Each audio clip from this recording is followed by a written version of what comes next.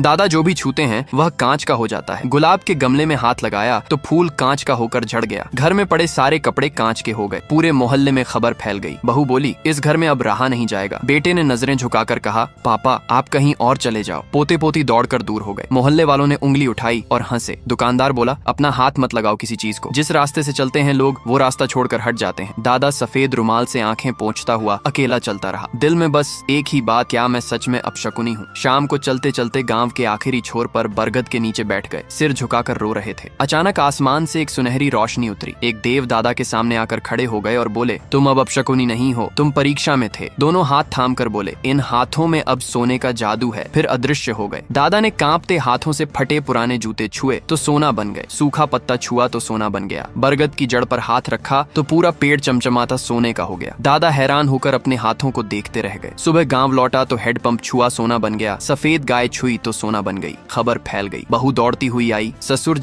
जी कहकर पैरों पर गिरकर रोने लगी। बेटे ने भी माफी मांगी। गांव के गरीब लोग एक एक करके आने लगे। कोई टिन की थाली लाया, कोई मिट्टी का घड़ा, कोई टूटी लाठी। दादा ने मुस्कुराते हुए सबकी चीजें छू दी और सब सोना बन गया। उस सोने से पूरा गांव अमीर हो गया। बेटे ने उसी सोने से चमचमाती लंबोर्गिनी और रोल्स रॉयस खरीद ली और पूरे गांव में खुशियों की बाढ़ आ गई। लेकिन उस रात दादा अकेले कमरे में बैठे रुमाल से आंखें पोंछ रहे थे, क्योंकि किसी ने एक भी लाइक नहीं दिया, किसी ने सब्सक्राइब नहीं किया।